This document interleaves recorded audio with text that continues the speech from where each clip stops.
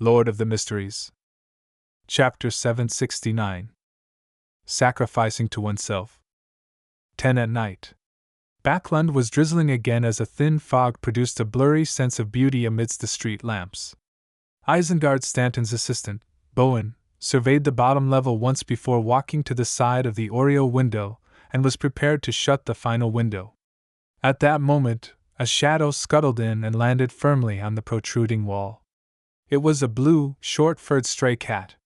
Bowen saw the large pair of yellow eyes looking at him as he couldn't help but chuckle. There's no food here. As a detective's work made him prone to revenge, and him having many secrets to hide, Isengard Stanton's cook and servants were paid by the hour. There were a fixed number of hours a day, and they wouldn't prepare too much food. This made it difficult for there to be any leftovers after dinner. The blue cat opened its mouth but didn't produce any meowing sounds. It began speaking like a human. I'm Sherlock Moriarty. I'm here to meet Mr. Isengard Stanton. Although Bowen was a Beyonder who was nurtured by the Church of the God of Knowledge and Wisdom, he was a low-sequence Beyonder, and his horizons were stilted. This was the first time he was encountering a speaking cat, so he was momentarily shocked and dazed. After a few seconds, he came to his senses and recalled what the cat had just said. It said it's Sherlock Moriarty? This great detective really isn't simple. He actually changed into a cat, controlled a cat. Such powers are really strange and terrifying. Bowen rapidly calmed down and didn't directly answer the cat. He reached out to close the windows. After doing all of this, he said with a suppressed voice, "Follow me." The cat immediately leaped from the platform behind the oriel window as it agilely followed behind Bowen with its tail up. It followed him all the way to the second story and watched him knock on Isengard Stanton's bedroom door. Is there something? Isengard, who was dressed in pajamas with faint lines, opened the door and asked. He was just enjoying his tobacco before sleeping. Bowen cautiously pointed to the crouched blue cat beside him. Mr. Sherlock Moriarty is looking for you. Isengard, with his white sideburns and thin face, raised his brows slightly and looked down. He took 2 steps back and allowed the blue cat to saunter into his bedroom. Return to your room and get some sleep. Wake up as per normal tomorrow. We still have a case awaiting us. Isengard instructed Bowen as though nothing had happened. After his assistant left him, he closed the door and turned to look at the blue cat who was sitting beside the reclining chair. He chuckled. I never expected you to have such Beyonder powers. I was worried you would directly come over. I noticed your exclamation mark, the cat said with a smile. It had to be said that having such an expression show on a cat's face was rather odd. It left anyone who witnessed it feel a chill run down their back. Isengard didn't react abnormally towards that as he sucked at his pipe, sat on a reclining chair, and slowly exhaled in comfort. He said with a smile, I trust your intelligence. Thank you for your compliments. The cat politely reached out its paws and bowed. Isengard observed it and rubbed its pipe while smiling. You should have understood what is happening. Those people don't dare to monitor me too strictly, afraid that I would discover them and end up telling the Church of Evernight and the Church of Steam. So even though it will be quite troublesome for them if they get exposed, I believe that they have a demigod among them.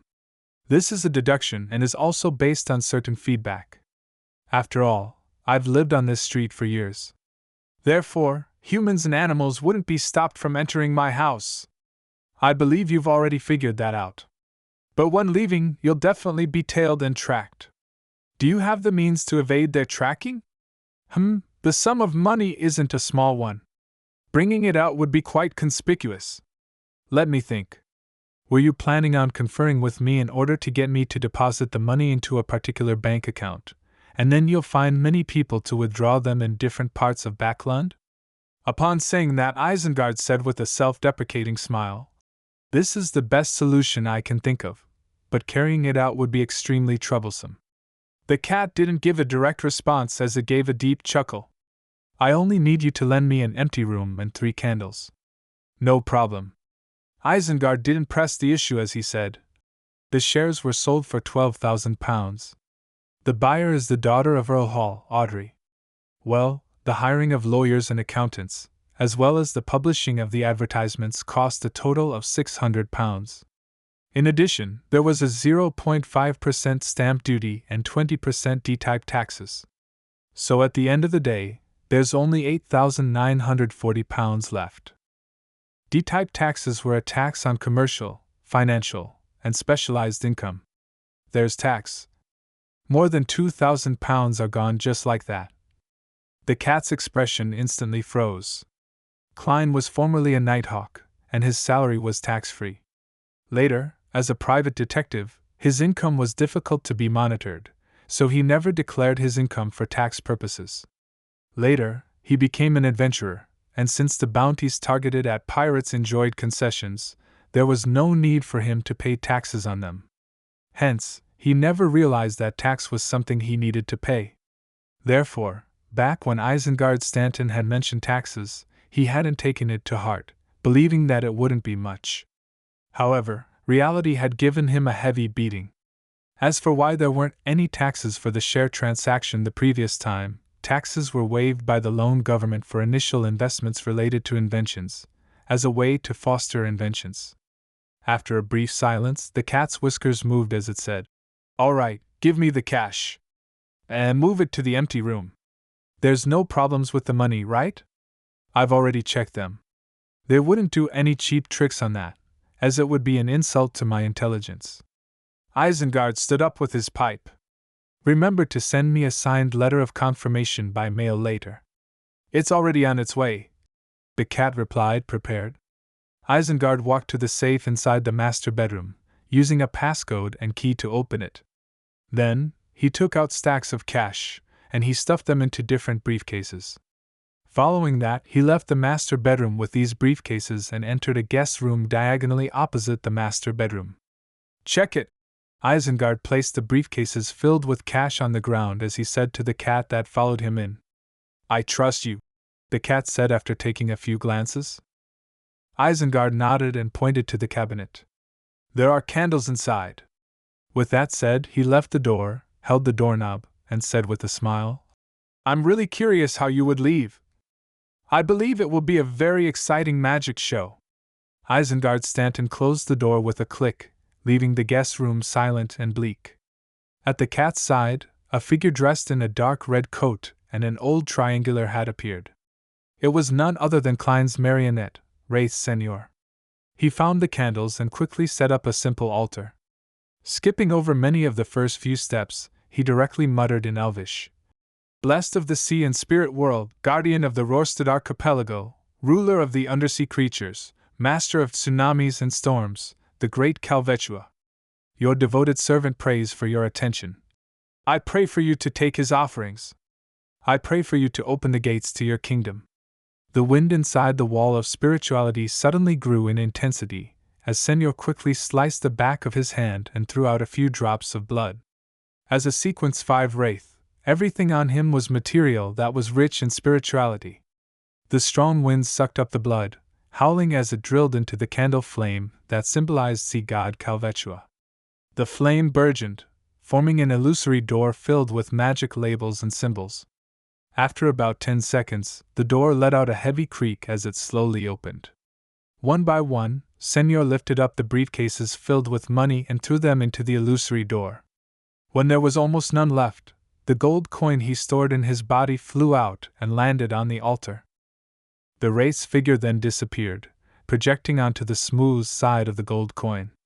The gold coin trembled as it flew up, hitched a ride on the briefcase ahead of it, and entered the illusory door of sacrifice. Silently, the mysterious door closed as the 3 candlelight were restored to normal. At this moment, the blue, short-furred cat seemed to recover its senses. It looked around blankly as it meowed. After a while, Isengard opened the door and entered, finding all the briefcases with the cash gone. There were only 3 candles burning silently as the blue short-furred cat was warily arching its back at him. While he scrutinized this scene, a rental carriage slowly drove past on the fork on the other end of the street. On the same night, in a building inside Sherwood Borough, Zio returned home under the drizzle. As she wiped her hair with a towel, she said to Furs, "Your letter has been mailed." Furs tersely answered as she began to guess when her teacher would respond. At this moment, Zio put down the towel and quipped, "There's news about Mr. X's gathering. It'll still be at the same place on Friday night." "Great. I can tell Mr. World. I wonder how much I'll need to pay." Furz's eyes lit up when she heard that. Before she could ask about the details, Zio added, "Mr. X also gave a mission that's said to have handsome rewards. It's to inform him of people around them who have abnormal luck." "People with abnormal luck?" Furs muttered in puzzlement. "Is this man's brain working? Who would divulge things around them at such a gathering? This will make it easy for others to discover their true identities. Who knows? Perhaps he really is a lunatic." Zio didn't know anyone with abnormal luck, so she answered without much thought. Furs carefully thought for a moment, but she failed to figure out the true intentions behind this mission. All she could do was throw it to the back of her mind. She planned on praying to Mr. Fool once Zio went to take a bath, passing the relevant information to the World Gearman Sparrow.